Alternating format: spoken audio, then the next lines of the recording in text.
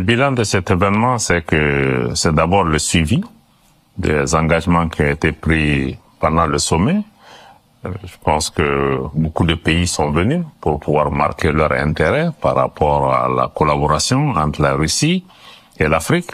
Et beaucoup d'entre nous pensons que la Russie et l'Afrique ensemble vont constituer une force qui va peser sur la question internationale de paix et de sécurité, mais aussi qu'il est important que nous puissions aussi avancer avec la Russie pour pouvoir transformer nos pays, aller vers plus de développement, de transfert de technologies dans un certain nombre de secteurs clés, les infrastructures, l'énergie, l'agriculture, et parce que nous pensons que dans tous ces domaines, le domaine des télécommunications, les satellites, donc il y a un certain nombre de domaines clés où nous pensons que le travail avec la Russie pourrait être différent du travail avec d'autres puissances où nous n'avions pas le sentiment que ces puissances travaillent pour renforcer l'autonomie économique, politique ou sécuritaire de nos pays, et que avec la Russie, puisque l'agenda n'est pas un agenda de domination et d'assujettissement, qu'il y aurait plus d'ouverture pour pouvoir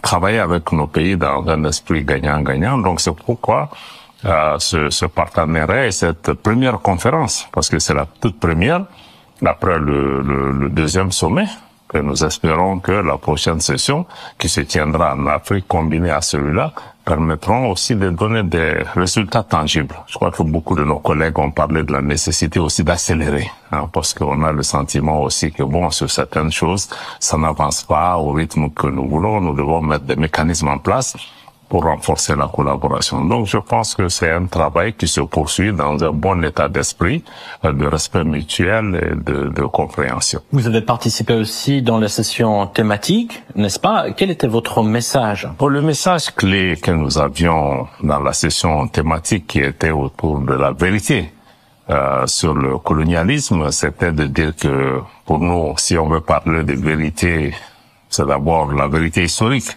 de rappeler que la Russie n'a jamais assujetti nos peuples, n'a pas pratiqué l'esclavage, n'a pas pratiqué la colonisation, et au contraire, l'ex-URSS, ensuite, la Russie qui en a été le légataire, a travaillé toujours pour pouvoir aider les peuples africains qui étaient en lutte pour leur indépendance à pouvoir se sortir de là.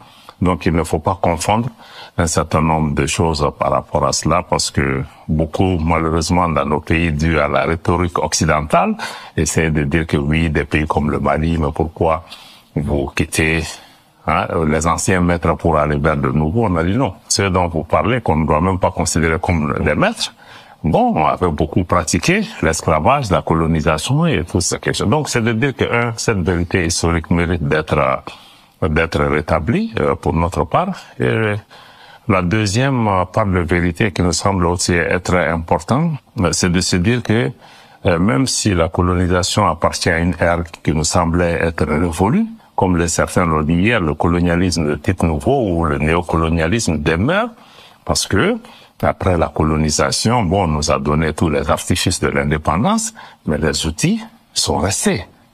Un des premiers outils, c'est d'abord des systèmes politiques qui sont restés pour pouvoir perpétuer le système de domination coloniale, y compris économique et politique, mais aussi, il y a d'autres outils. On a parlé hier des médias, le système de contrôle mental de nos populations, parce que dans le passé, on devait envoyer des militaires pour contrôler les pays. Aujourd'hui, à travers les médias, il y a un système de manipulation et de contrôle. On a parlé aussi de l'existence de systèmes monétaires dans nos pays que nos États ne contrôlent pas en tant que tels, qui continuent à perpétuer ce système vraiment de maintenir nos pays dans des situations de producteurs de matières premières et d'exporter ces biens. Et aussi, nous avons mis l'accent hier sur l'importance de la relation aujourd'hui entre certains médias de propagande qui sont devenus des instruments de destruction massive et leur lien avec les groupes terroristes. Et beaucoup de ces médias aujourd'hui occidentaux sont devenus pratiquement des relais, des porte-voix des groupes terroristes. Donc pour nous, ça c'est très intéressant. Est-ce que vous pouvez nous en dire un tout petit peu plus le lien entre les médias de propagande, déjà quels sont ces médias, et puis les groupes terroristes? Parce que votre pays, d'ailleurs... Je vous donne un exemple clair, pour vraiment dire les choses clairement. Je pense que la télévision France 24, pour ne pas parler que d'elle, bon, aujourd'hui, il y a des programmes particuliers qui donnent la voix à des groupes terroristes qui avouent ouvertement être en contact avec des groupes terroristes, qui avouent avoir des informations sur des cibles à attaquer et qui fait l'apologie du terror, qui se réjouit souvent même quand nos populations sont tirées, qui montrent plus d'empathie pour des groupes terroristes. Donc je pense que cette question, d'ailleurs, le gouvernement du Mali a ouvert une enquête judiciaire pour apologie du terrorisme contre un journaliste. Mais France 24 n'est pas seul, parce qu'il y a beaucoup d'autres médias qui s'engagent dans ça. Ça veut dire qu'aujourd'hui, nous faisons face à un terrorisme sur le terrain, qui est le terrorisme sécuritaire, mais il y a aussi un terrorisme médiatique, parce qu'on utilise les médias pour faire peur à nos populations, pour faire avancer l'agenda de ces terroristes, pour diaboliser nos populations et amener nos populations même à se soulever contre leurs autorités. Donc, je pense qu'avec toutes ces questions, le troisième message que nous avons aussi lancé, c'est que par rapport au colonialisme, bon, il y a certaines institutions internationales aujourd'hui aussi qui contribuent à la perpétuation de ce système de domination. Nous avons pris l'exemple du Conseil de sécurité où le fait de prendre des pays comme étant des porte-plumes, c'est une sorte de système pour perpétuer la domination coloniale, parce que les anciennes puissances anglaises sont sous la plume de la Grande-Bretagne, les anciennes puissances françaises, les anciennes colonies françaises sont sous la France.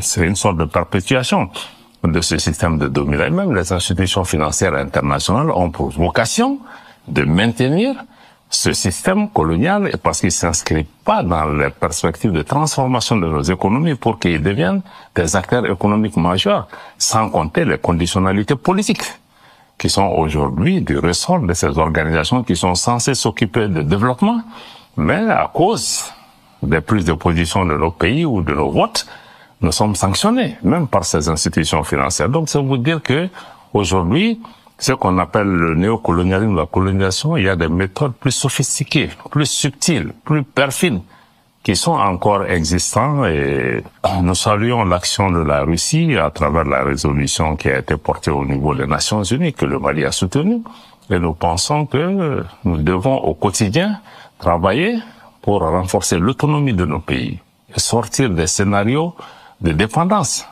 sur le plan sécuritaire, sur le plan politique, mais aussi sur le plan du développement. Il faut que nous soyons autonomes pour créer la richesse et les opportunités pour nos peuples. Il ne faut pas se voiler la face. Ce sont des intérêts qui entrent en collision.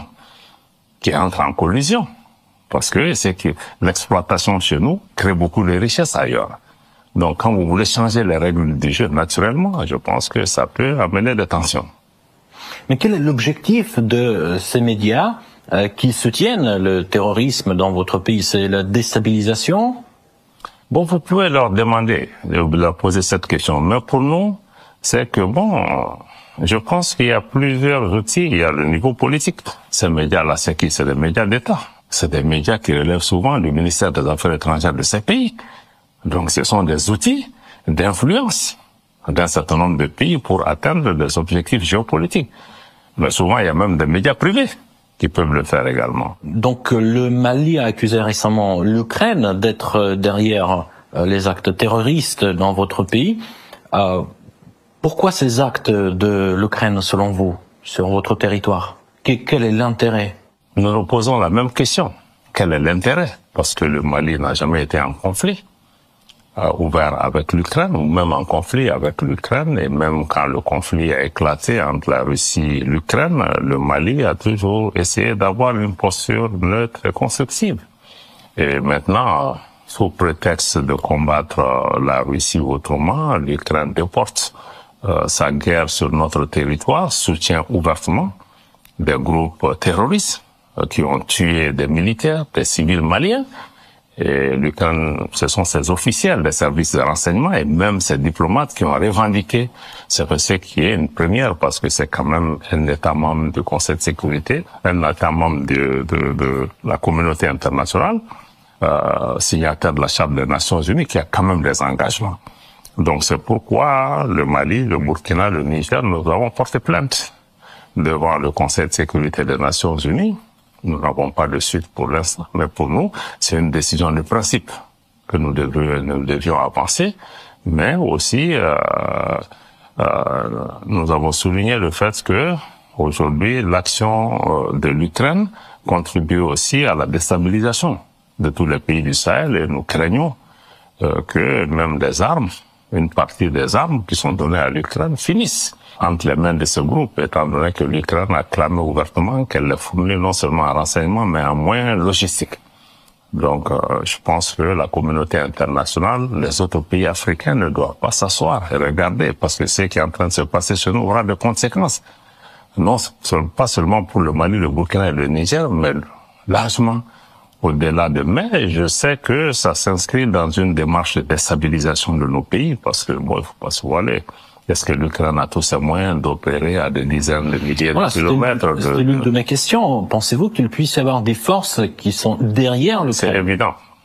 Nous n'avons pas de doute.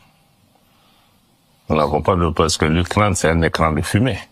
Donc, il y a certaines puissances qui sont tapies dans l'ombre. Il y a certains États de la région qui sont aussi complices de ce qui se passe. Nous ne sommes pas dupes.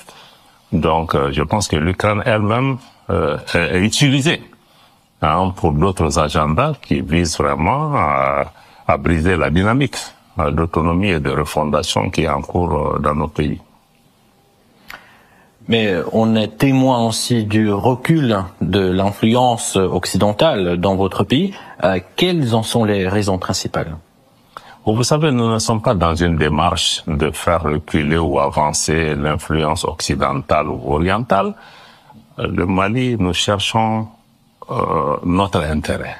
Notre intérêt premier, c'est d'avoir un pays souverain. Un pays qui est capable d'assurer sa propre sécurité, et un pays qui est capable d'évoluer de façon autonome, un pays qui est capable aussi d'exploiter ses ressources au bénéfice de sa population. Maintenant, les partenariats qui viennent, nous l'avons indiqué, pour le Mali doivent s'inscrire dans 3 principes clés qui ont été consacrés dans notre constitution: le respect de la souveraineté du Mali, le respect des choix souverains du peuple et la prise en compte des intérêts de notre peuple. À partir du moment où un partenariat s'inscrit, dans ce cas, il n'y a pas de problème. Malheureusement, il y a beaucoup de partenariats qui ne s'inscrivent pas dans ce cadre. Et bon, le Mali continuera à être ouvert à travailler avec les uns et les autres. Donc, nous travaillons par principe, nous travaillons par objectif. Nous n'avons pas d'animosité ou de sympathie particulière par rapport à ça. Je pense que tous les pays cherchent leur intérêt. Mais il faut que ça se fasse dans le respect mutuel et dans un esprit de partenariat gagnant-gagnant, et non dans un esprit de domination, parce que certains partenaires agissent ou se comportent comme si nous leur appartenions. Et où on nous a dit à un moment que bon, le Mali, vous ne pouvez pas parler à tel, vous ne pouvez pas voir tel partenaire, vous ne pouvez pas agir, y compris le fait que même notre armée sur notre territoire était interdite d'accéder à des parties de notre... Donc, je pense que ce sont ces questions fondamentales de principe qui nous ont mis en difficulté avec certains partenaires, mais nous restons ouverts. Nous restons ouverts tant que l'intérêt du Mali et des Maliens est respecté, et tant qu'un partenaire trouve son compte dedans, je pense que nous pouvons marcher ensemble. Alors, vous venez de parler du respect mutuel des intérêts. Est-ce qu'il y a cet élément dans les relations entre la Russie et le Mali?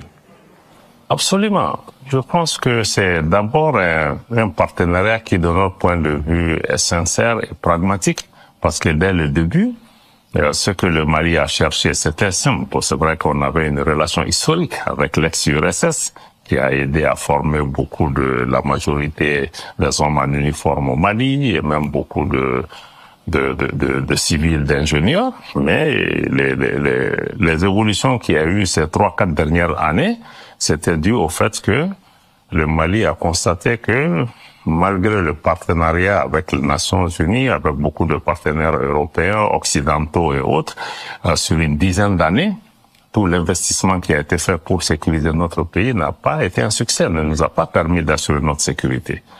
Et nous avons décidé de changer de paradigme sécuritaire en nous disant que bon, on ne va plus compter sur sa force étrangère. Nous voulons faire en sorte que la sécurité des Maliens soit mise entre les mains des Maliens. Et que pour cela, il fallait équiper, former les forces de défense et de sécurité du Mali pour les mettre en position de se sacrifier, mais aussi de défendre l'intégrité territoriale et l'indépendance de notre pays. C'est en ce moment que nous sommes tournés vers beaucoup de ces partenaires traditionnels, bon, qui pratiquement, il y avait une sorte d'embargo, de fait ou non dit, vis-à-vis de notre pays où nous n'avons pas accès aux équipements, aux moyens aériens, aux équipements militaires dont nous avons besoin pour pouvoir nous battre. Parce qu'il y avait chaque fois des complications, même si on veut acheter avec nos ressources. C'est dans ces conditions que nous nous sommes tournés vers la Russie qui n'a pas ces conditionnalités politiques à notre égard et qui acceptait de pouvoir travailler avec nous sur la base d'un partenariat gagnant. La Russie répondait à nos besoins et répondait à nos besoins de façon prompte. Parce que nous faisons face à des groupes terroristes les plus violents sur la planète. Nous avions pesé la situation chez nous était une situation de survie. C'est un défi existentiel. Pendant que ces partenaires, certains partenaires avec lesquels on achète un avion, même juste de transport de troupes, on met 1 an. C'est livré 1 an après le délai de livraison. Donc, c'est dans ces conditions que nous travaillons avec la Russie, et parce que nous avons des besoins. La Russie a des capacités. Et elle accepte que nous puissions travailler dans des termes qui sont aussi acceptables pour le Mali. Et notre objectif est de mettre notre armée en capacité d'assurer la sécurité du Mali de façon autonome. Et aussi, nous avons un partenariat politique avec la Russie parce que ce n'est pas qu'une relation mercantile. Au niveau international, sur les questions des droits de l'homme, sur les questions de souveraineté nationale, le Mali et la Russie partagent des vues similaires, ce qui nous amène à nous soutenir mutuellement au niveau des Nations Unies. La Russie a dû même mettre un veto pour pouvoir empêcher la continuation du régime de sanctions contre le Mali. Le Mali aussi a porté son appui à la Russie quand elle est attaquée sur beaucoup de résolutions. La Russie s'en met. Donc, je pense que nous sommes dans une relation où chacun a ses intérêts, ses objectifs et nous travaillons à pouvoir avancer cet agenda, mais dans le respect mutuel. Vous avez parlé de la coopération en matière de défense. Est-ce qu'il y a des résultats concrets de cette coopération? Le résultat, c'est quoi? Nous étions là pendant 10 ans. Nous avions toutes les forces internationales qui existaient au niveau du Mali. Total, je crois que plus de peut-être 30 000 hommes, si vous incluez tous les partenariats que nous avions, qui ne donnaient pas de résultats. L'armée malienne a été pratiquement reconstruite. Nous avions une bonne partie du nord du pays qui était occupée par des groupes indépendantistes, rebelles, des groupes terroristes ou autres. Le centre du pays était aussi sous les conflits intercommunautaires. Il y a beaucoup de parties qui échappaient au contrôle de l'État. Aujourd'hui, quand vous regardez la situation d'ensemble, l'armée et les institutions maliennes sont présentes sur tout le territoire national. Je ne veux pas dire qu'on assure la sécurité à 100% parce qu'il y a des groupes qui demeurent actifs, mais nous pouvons aller partout sur notre territoire avec nos propres moyens au moment où le Mali ne reçoit presque aucune assistance internationale qu'elle recevait auparavant. Donc c'est dire qu'aujourd'hui même sur le plan, il y a une amélioration substantielle de la sécurité. L'administration est revenue dans beaucoup de localités, les services sociaux de base sont revenus, il y a encore des défis par rapport à ça, mais aujourd'hui, l'offensive et la stratégie militaire commencent à porter ses fruits et notre armée est en opération presque sur une bonne partie du territoire national. Donc nous pouvons dire qu'aujourd'hui, nous sommes dans une dynamique positive, dans une dynamique offensive. Les défis sont là, nous allons continuer à y faire face. Est-ce que vous ressentez le besoin de la part de la population malienne d'avoir l'accès aux sources d'informations alternatives? C'est une évidence. C'est une évidence. Nous voulons que notre population soit bien informée. D'abord, il est important pour le Mali l'État malien, les institutions publiques maliennes et privées maliennes, d'avoir les moyens qu'il faut pour pouvoir aussi générer l'information pour notre population. Et que si cette première phase est faite, parce que même si on a des médias étrangers qui viennent, il faut que vous ayez aussi des partenaires locaux qui sont en mesure aussi de faire le travail. Mais donc, une fois qu'on a cet environnement national qui est amélioré, il est important pour nous aussi d'avoir des médias comme le vôtre ou d'autres qui essaient de travailler pour donner d'autres informations alternatives qui donnent quand même le choix. Une information n'est jamais neutre, mais bon, qui donne quand même le choix aux gens, qui présente d'autres manières de voir pour nous permettre de savoir qu'est-ce qui est vrai, qu'est-ce qui n'est pas, et la collaboration avec les structures russes ici. Je pense que le ministre Lavrov en parlait aujourd'hui, que ça sera un des points de partenariat avec les médias russes et les médias africains pour pouvoir offrir une palette de choix à nos citoyens pour pouvoir se faire une idée. Quelques questions tout aussi importantes. Vous venez de l'évoquer, l'AES. Comment se porte l'intégration au sein de cette alliance? Nous avançons. Nous avançons le 16 septembre 2023. Nous avons mis en place la charte du Liptako Gourma, instituant l'Alliance des États du Sahel, qui est un mécanisme de sécurité collective, de défense collective de sécurité pour le Mali, le Burkina et le Niger. Et ce mécanisme a été mis en place pour faire face aussi à une menace existentielle qui était à l'époque une menace d'intervention militaire contre un des pays de l'Alliance. Et je pense que notre mutualisation de nos efforts et nos prises de position ont permis de dissuader cette question. Aujourd'hui, nos armées travaillent ensemble sur le terrain de façon très très poussée et arrivent à avoir des résultats sur le terrain de façon coordonnée, en luttant à la fois contre le groupe terrorisme et contre tous les autres facteurs d'insécurité. Mais nous avons voulu aller au-delà de ce mécanisme de sécurité collective défensive pour aller vers la mise en place d'une confédération des États du Sahel, c'est-à-dire un regroupement d'États avec transfert de souveraineté sur 3 points. D'abord, la question de sécurité, les questions de diplomatie pour permettre à nos pays de parler d'une seule voix. Et le 3e pilier, c'est sur les questions de développement, d'intégration économique. Donc, c'est parce que notre espace, c'est un espace assez homogène. Nous avons la même histoire, la même culture, les mêmes défis climatiques et sécuritaires. Et que, bon, en travaillant ensemble, nous pourrons mettre ensemble nos forces. Mais aussi, c'est aussi une réponse géopolitique à une menace stratégique qui était dirigée contre nos pays. Donc, pour nous, c'est aussi une réponse, une sorte d'alternative, parce que nous ne nous reconnaissions plus dans d'autres organisations régionales qui étaient dans cet espace, qui, de notre point de vue, n'étaient plus contrôlées, ni par nos populations, ni par nos dirigeants, et qu'il faut que nous mettions en place une structure où le leadership est africain, où nous travaillons de façon autonome pour nous développer, pour assurer notre sécurité et pour nous départir aussi de toute tutelle coloniale ou impérialiste ou en tout cas tout facteur de domination par rapport. Donc c'est une nouvelle approche. Aujourd'hui, nous commençons à travailler avec des partenaires comme la Russie, comme la Turquie, aussi comme tout partenaire qui estime que c'est important en tout cas de prendre en compte. Et je pense que les autres pays ont intérêt à prendre en compte parce que même les pays qui viennent dans notre espace, ils n'ont pas à choisir entre la CEDEAO et l'AES. Nous sommes tous en Afrique de l'Ouest. Ils doivent travailler avec les peuples de la région. Ils doivent travailler avec toutes les réalités géopolitiques, y compris cette nouvelle entité qui est là, qui n'est pas dans une attitude d'hostilité, mais qui vise un objectif et qui reste ouvert aussi à trouver des modalités de coexistence pacifique avec les autres pays de la région et les autres organisations qui existent pour pouvoir préserver le vivre en commun de nos populations qui ont vécu ensemble depuis la nuit des temps de tous les pays de l'espace ouest africain. Il y a actuellement beaucoup de discussions quant à l'avenir de cette confédération, notamment sur la monnaie commune, sur un passage présumé vers la fédération.